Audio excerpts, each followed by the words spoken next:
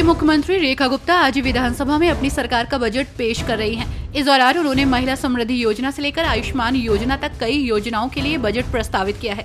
इसके साथ ही सीएम ने बुजुर्गों के लिए पेंशन बढ़ाने का ऐलान किया है। वृद्धा पेंशन स्कीम में 500 रुपए की वृद्धि की गई है और इसके लिए 3,227 करोड़ रुपए आवंटित किए गए हैं। इसके तहत 60 से 70 साल के बुजुर्गों को 2,500 रुपए मासिक पेंशन मिलेगी।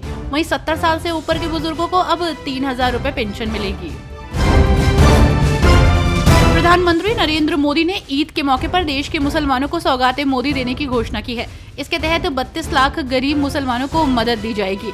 इस घोषणा के बाद राजनीति शुरू हो गई है। आरजेडी ने इसे पीएम मोदी का चुनावी पैतरा बताया, तो वहीं अब माले ने भी इसे लेकर हमला बोला है। आने वाले दिनों पर इस पर सियासत और तेज हो सकती है। बिहार विधानसभा चुनाव को मद्देनजर रखते हुए सभी राजनीतिक दलों ने तैयारियां तेज कर दी हैं। ऐसे में एक बार फिर अब भाजपा और कांग्रेस के बीच पोस्टर वॉर शुरू हो गई है। इस बीच कांग्रेस की ओर से भी बिहार की एनडीए सरकार पर पोस्टर के जरिए हमला किया गया है। पोस्टर में 2 कारों की तस्वीर दिखाते हुए 2005 के मॉडल और 2025 के मॉडल की तुलना की गई है। पंजाब विधानसभा में राज्यपाल के अभिभाषण पर मुख्यमंत्री भगवंत मान की अनुपस्थिति पर विपक्ष ने सवाल उठाए हैं। विपक्ष के नेता प्रताप सिंह बाजवा ने कहा कि ये एक परिपाटी है कि प्रधानमंत्री या मुख्यमंत्री राष्ट्रपति या राज्यपाल के अभिभाषण पर हुए बहस को संपन्न करते हैं। सोमवार को मुख्यमंत्री शहर में थे, लेकिन उन्होंने विधानसभा में आने की जहमत नहीं उठाई। वक्फ संशोधन विधेयक पर जेपीसी के अध्यक्ष और भाजपा सांसद जगदम्बिका पाल ने कहा कि अगर ये सरकार वक्फ में संशोधन कर रही है तो ये केवल भलाई के लिए है। किसी की धार्मिक स्वतंत्रता नहीं छीनी जा रही है। वक्फ बोर्ड एक वैधानिक निकाय है, धार्मिक निकाय नहीं।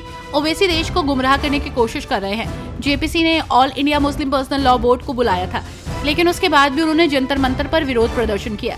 बिल उनके अपने भले के लिए ही होगा। ये देश के मुसलमानों और अल्पसंख्यकों को गुमराह करने की कोशिश है।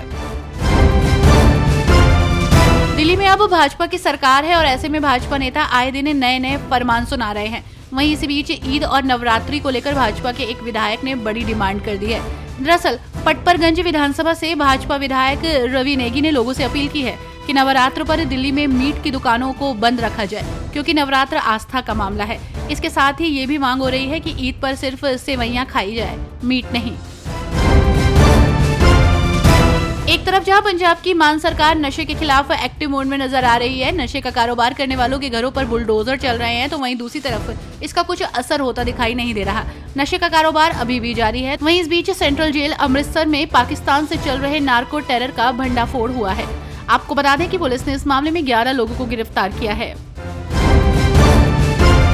दिल्ली विधानसभा में नेता प्रतिपक्ष और आप नेता आतिशी ने कहा कि आज भाजपा की दिल्ली सरकार का पहला बजट पेश हो रहा है, लेकिन ये चिंता का विषय है कि बजट से पहले इकोनॉमिक सर्वे ही पूरा नहीं हुआ।